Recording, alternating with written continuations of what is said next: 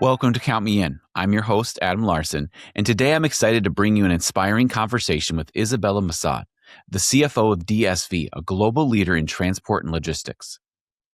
Isabelle's career journey is nothing short of remarkable. She started working professionally at just 17 and quickly rose through the ranks to lead at the executive level. In this episode, Isabelle shares how her early experiences shaped her leadership style, and we dive into what it takes to be a transformative leader in today's fast-evolving finance landscape.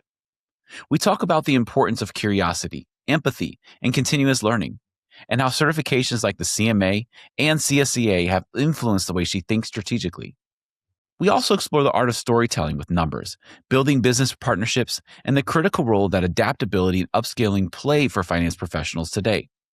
So whether you're just starting out in your career or you've been in the field for years, I think you'll find Isabelle's perspective both practical and motivating. Let's jump right in.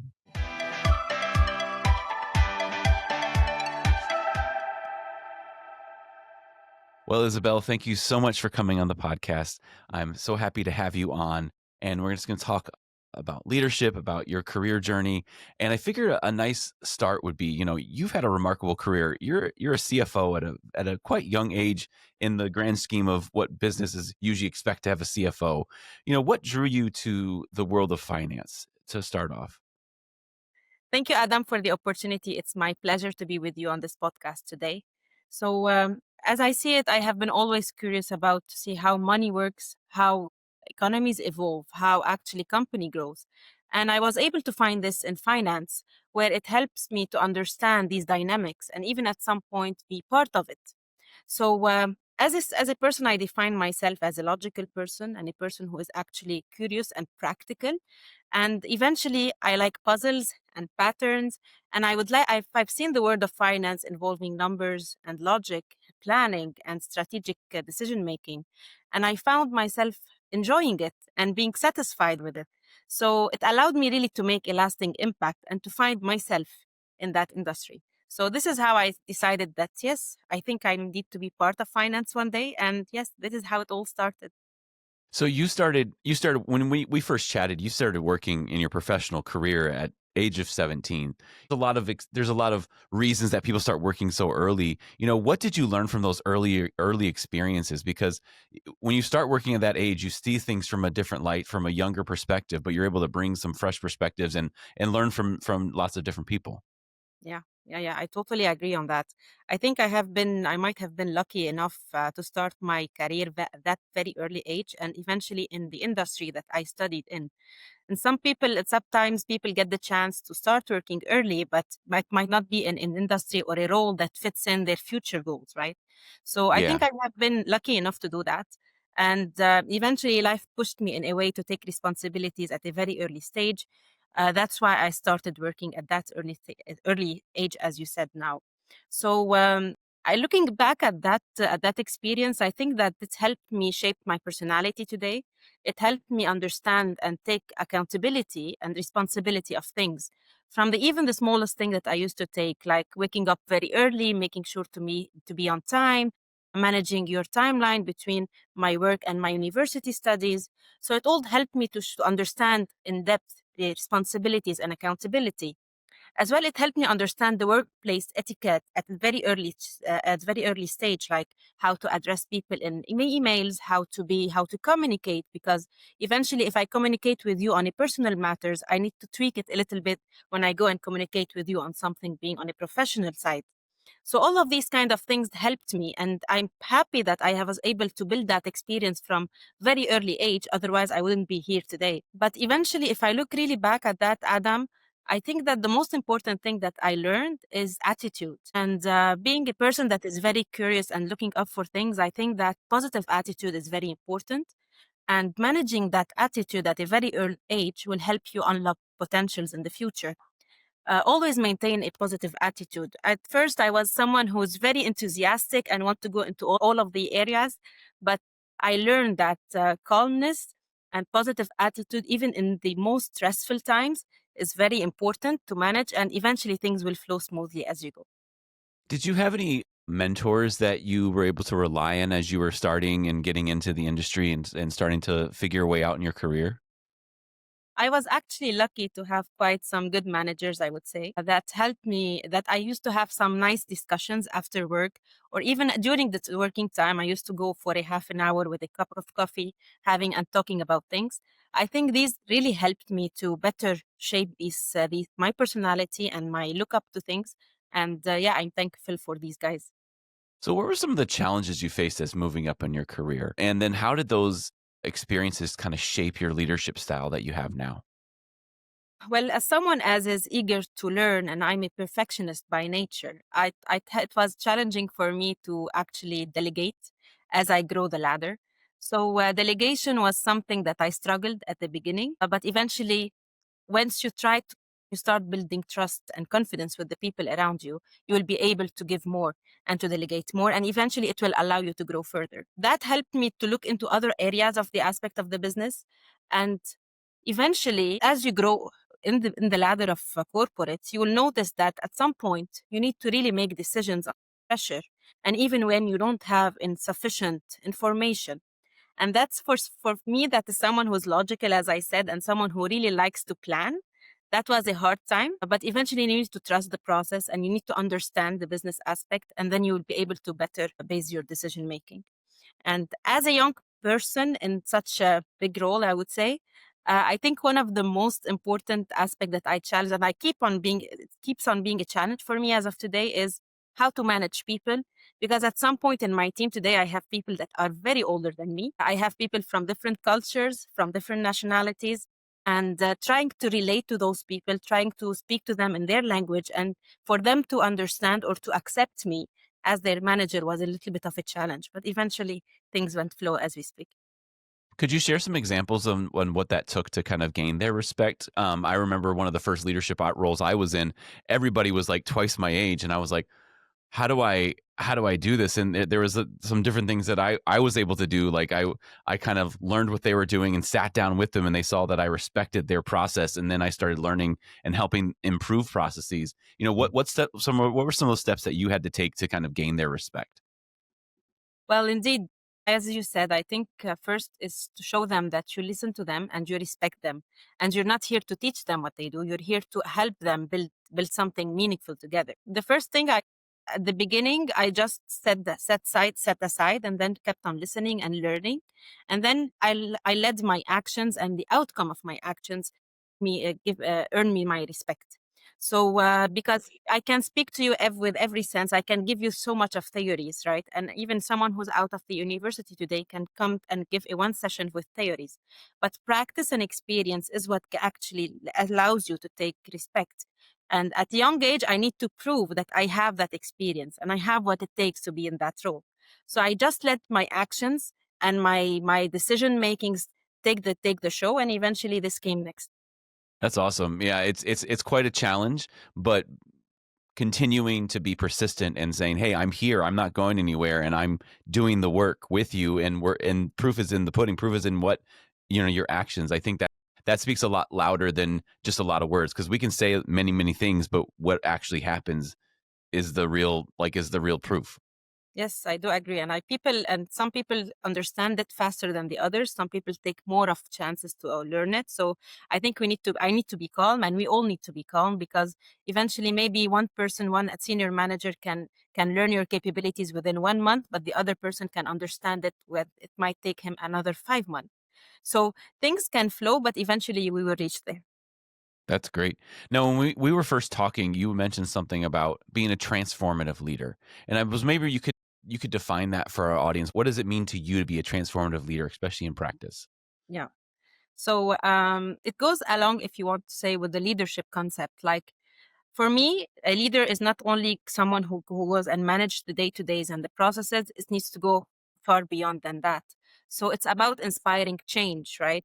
About motivating people to do more, about creating a lasting impact within the team, not only the small team that you have, but the wider company or the wider team and even the wider society. That means how to take always to challenge the status quo that we have, to always think differently outside of the box, try to find different ways to work around it, more efficient manners, more meaningful times. So I think that makes any leader stand out from the crowd. And I think that's becoming the reality of today's leaders, that eventually people seek being managed or seek being mentored by someone that pushes them to do more and pushes them to go over and beyond. How do things like empathy and understanding, how do you use that, especially in your leadership style? Because we live in a crazy world. There's so many different things happening every day. You turn on the news and there's some other like shocking thing that's happening. How do you use that in balancing with the workplace? Because we're humans first before we are employees of a company. And so how do you balance that when you're working with your employees? Yeah. So I think the key of this is simple, but eventually it's something that it is hard to maintain, and you need consistency in that. It's the simple things that you do on daily basis that makes an impact. So first is I for sure have something called, and everyone is aware of it, is the open door policy. I make sure that my door is always available, not only for my direct reports, but everyone in the organization that might seek advice, whether it's related to the company or it's related to some personal matter. So eventually, I tend to listen actively. I tend to make sure that when someone enters my office, I keep everything aside. I give the attention that it's needed. Because if you look into these things, I think that there's so much of things that not only meant to be said by words. If you really focus on the people or you give the attention for the someone that sits in front of you would notice things that he cannot express in words. He would like to express it by his face impressions or by his eyes. So these kind of things, when you actually start listening actively, you would notice these matters, right? And eventually each person is different. So I make sure that I tailor my approach to each and every person in my team differently. Because, for example, might someone be motivated by X while another person in front of me, his motivation drivers is something totally different. So we cannot approach people with the same tailor or with the same method. And that's what I make sure that I do, because I might think something different. The other person might understand the same thing in a different manner. And most important of all, and as I said it, Adam, it's to be human. And that takes energy, Mhm. but it really takes time and empathy. And as you said, make sure that the company is here for the employee, not because they want from them something as from 9 to 6 and deliverables. They are here to support them even during challenges and during their personal problems. So I always make sure that I'm there to support my team, not only in their day to day, but even if they needed support outside of the office. Because if you really think of it, I'm spending, or we are all spending, out of the 7 days in the week, 5 days in the office, from 9 to 6, you barely see your family. When you arrive home, your kids might be asleep already.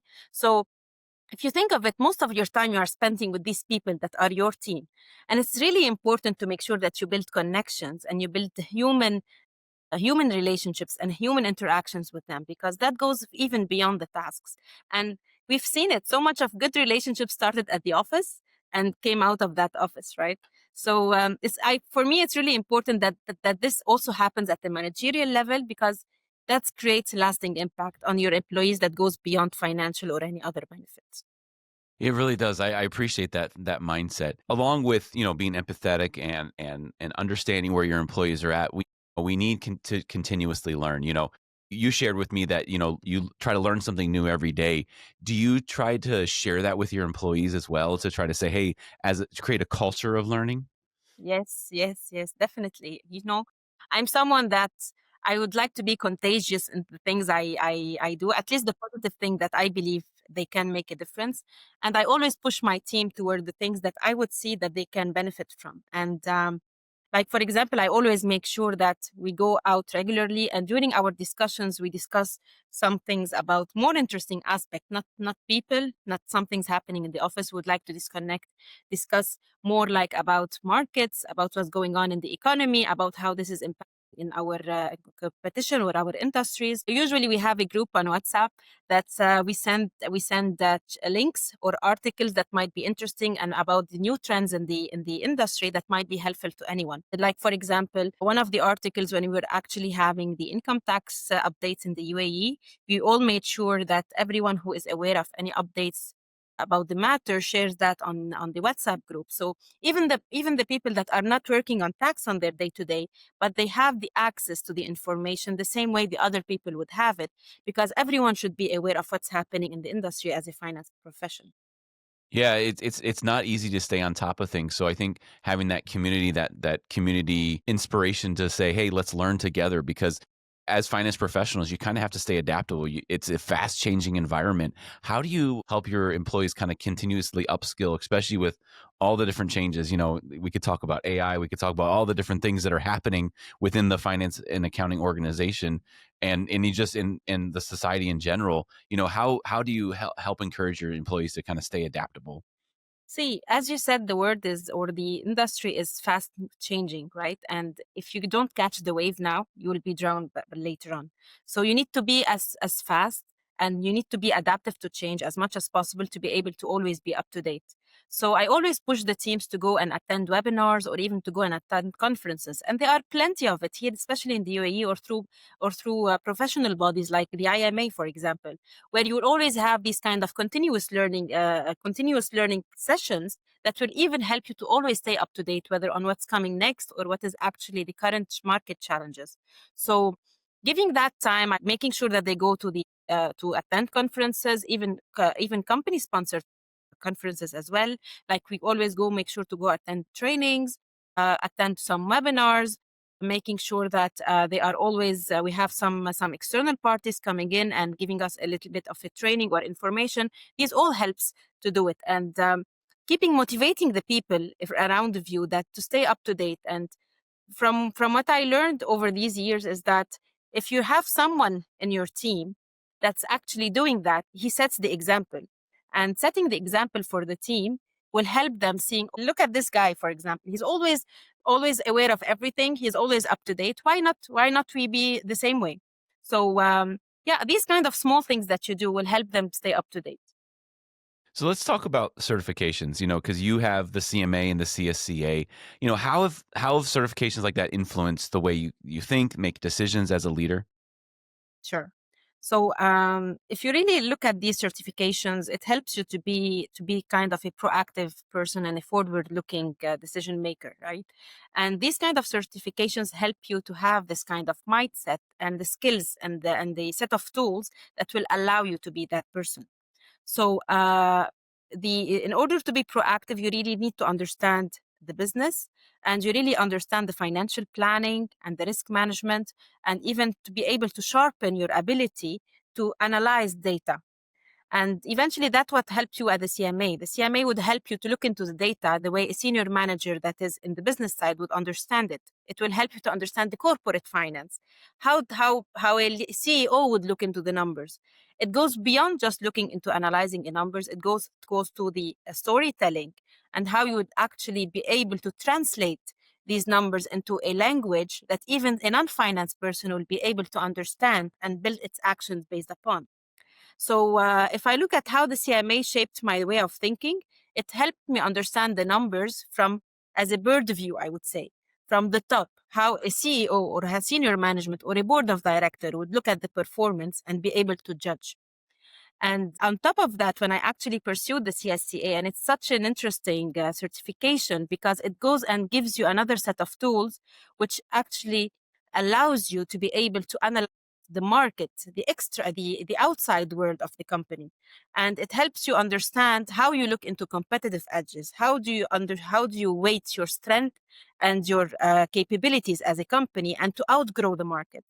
So it helped me not only look internally, it also helped me to understand the external environment and better be able to recommend and do a decision making. See, let's talk about the CSCA, this is Certified in Strategy and Competitive Analysis. How has that helped you, especially when, as a CFO, have a seat at the table, you're helping drive that strategy from that finance perspective. How's that helped you kind of shift your way of thinking? Because we have to be more strategic in looking at the ever-changing markets.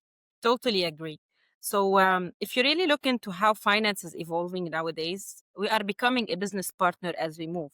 And a business partner requires a deep understanding of the business that you are working on, because if we are having the opportunity as a finance leader or as a CFO to sit on the table with the senior management and the board of directors, I need to be able to speak a language different than just the language of the numbers, right?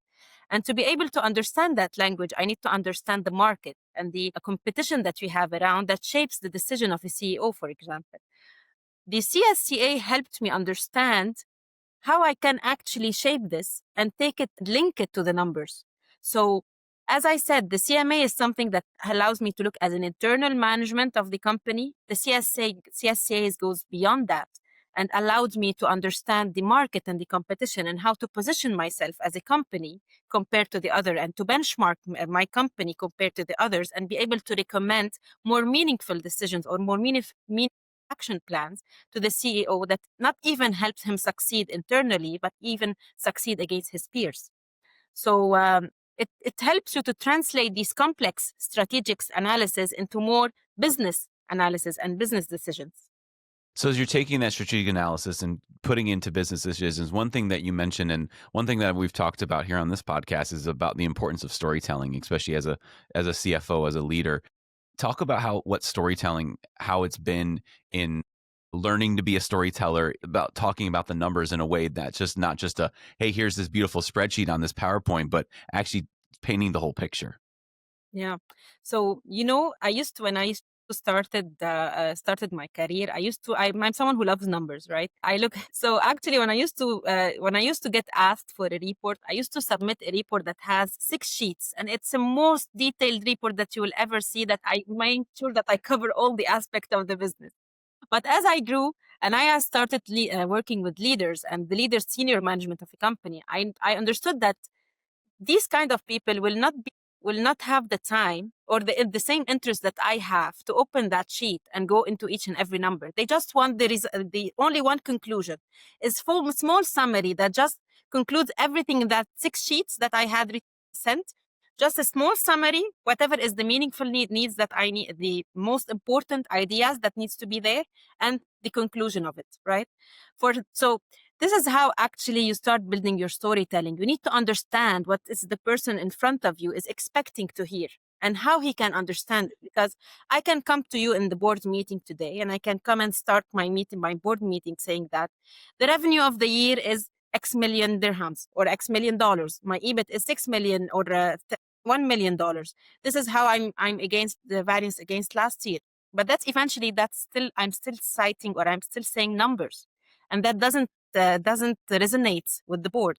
So we need to shift it to something different. Maybe we can start with, we were able to manage 6 million dirhams of revenue because of the contribution from X customer, because of the new warehouse that we have opened in one city, because of the expansion of the business in the new market. And when you start linking that number to a reality of a business action that happened, you will gain attention of the business people that sit on that table, and eventually you will be able to be telling them a story that they will hear, and then they will focus with you. Because if you stick on numbers, you will lose their attention in a matter of 2 minutes, right? So as a funny example, my CEO comes whenever I need to speak to my CEO, for example, he comes to me and say, you have 5 minutes. Whenever I have 1,000 items, you'll tell me you have purely 5 minutes. Otherwise, you will lose my attention. And I can understand, because he has so much of things to manage. I need to give him the essential in that 5 minutes to deliver. So it's important to understand how these people or the senior management looks into it, because you are a partner and you need to be their local advisor to the business. And you need to gain their respect and attention to be able to reach where you want to be. I really like that approach of even when you're talking to the board, what can I tell you in 5 minutes that's going to really be truly impactful, as opposed to 6 pages of spreadsheets. Which there's always that one person who likes to dig into that and will ask you those interesting questions, but the rest of the folks, they might not have the attention span or the possibility to connect with that. And so when looking at that true business partnership, what does that look like when you're being a true business partnership between finance and the other functions in the business? What does that look like in your view, as you're thinking about that holistically from your role? So the most important side of it, and what I would I have mentioned it, I believe earlier, is first to really understand the business. And that goes beyond Yeah. these three words. It goes to the fact that we need to actually cooperate, not only with the operational side of the business, with even the IT guys, the marketing personnel, the HR, because if you look into it, the business is a mix of all of these. And each and every department will help you learn something that can accumulate into your knowledge about that business and link things. So, first, the deep understanding of the business is really essential, and that's the key for us to move ahead. And second is the collaboration between these departments and not the isolation. We tend to have, and if the traditional way of looking into finance was like it was a business number crunching support function that you go there and just make sure that they have their spreadsheets under control, everything is accurate. But eventually nowadays, that function needs to start collaborating, not being isolated as it used to be. We need to start collaborating in decision makings, not necessarily something that is really have a financial result, but collaborating in any decision that might impact the organization as a whole, because a small action in a place that might not have immediate financial result can eventually lead later on to a financial impact. So all of these will allow you to start influencing decision making. And as we said earlier, have a place on the table to be able to be a local advisors to the management, to be able to be part of their brainstorming of the strategic planning and be able to be part of that decision making that will shape the form of the organization in the future. I like that point of view, and I think that it's super important to have that perspective that as a CFO, as a finance leader, you're not just thinking about the numbers, but you're partnering with the regulatory organization, understanding how it all works, so that way you can kind of connect. Talk to some other folks who like to say, the CFO is wearing many different hats, and there's so many different hats you have to wear because you have to understand so many different aspects of the business, not only a finance, but a lot of times the IT is reporting to the CFO because there's so much that involved in that. And so there's a lot of, there's so many different, many faceted elements that you have to learn and have to be a part of to be a CFO. Agree, totally agree. Eventually, as I said, each and every part, it's like a puzzle. The company is like a puzzle. Each and every department has a role to play, and when you put it all together, it makes the entire picture. So, as you will learn something from the operational day to day, you will learn another thing from the sales. You will learn another thing from the HR, another piece of information from the IT. And in today's world, finance is here to put all this together and put it into meaning and put it into an action plan. So if you had the opportunity to speak to, the next generation of accounting and finance professionals, they're coming up in college, they're learning new things, they're learning about AI. What advice would you give them as they're looking to get into the career and maybe say, "Hey, I want to be where she's at someday"? Yeah. So the most important piece of advice is to always stay curious about anything and everything that's happening around you, because every day things are evolving and things are changing. And I started with dreaming big. And I think the main motivator that I had in my career is that I wanted to reach a place where for some people it was crazy. But for me, I saw it as an achievable goal.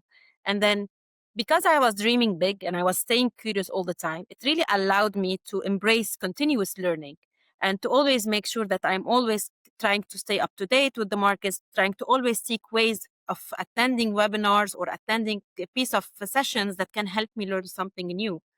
And eventually, as we move, we need to always make sure that we're always adapting to the change and adapting to the fast pace of changing environment and to always be understanding the technology that's going on. So in today's world, I would say that the young people should really focus on how to develop their technology knowledge and making sure that they are always up to date. I know that most of them like it, but the importance of it is to know how to use it in the most efficient way. And eventually, as all the as aspects, I think finance is also being being impacted by this change in technology, whether by analytics, whether by AI. And I believe these automation kind of things are now the new language in finance. So these kind of things are really important to be able to focus on, not only on these aspects, but all the aspects that might impact the new or the future of finance as we speak. And eventually, and since we're talking here about all these kind of technical skills, I would say that importance of all, and as I said in the beginning, is your soft skills. So it is really important to be technically good. it's really important to know about what's going on in the industry, but it is also important to know how to communicate, how to be able to be accountable, how to be responsible, how to be able to have an emotional intelligence. All these soft skills that can differentiate you from the market today as a young leader, as a young person, are really essential to be able to complete your portfolio of skills and be able to be there on the new and in the new market. I think that's great, because as we look into the future, and as a leader, I'm sure this is weighing on you. There's the markets are changing, technology is rapidly changing.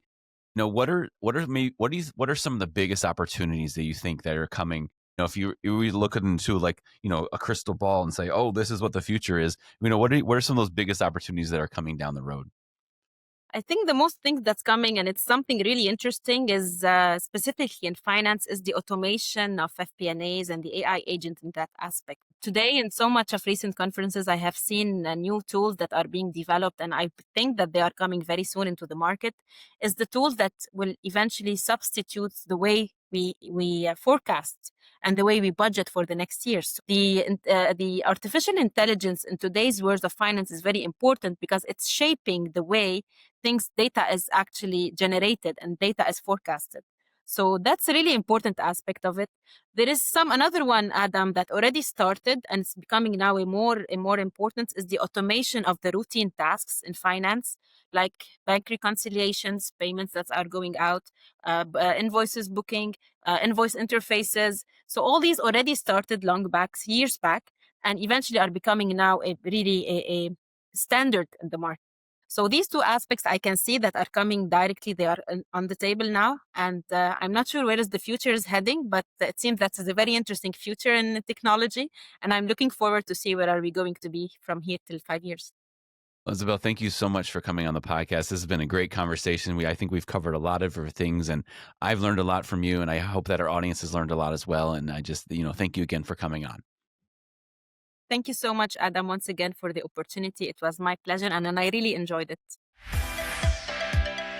This has been Count Me In, IMA's podcast, providing you with the latest perspectives of thought leaders from the accounting and finance profession. If you like what you heard and you'd like to be counted in for more relevant accounting and finance education, visit IMA's website at www.imanet.org.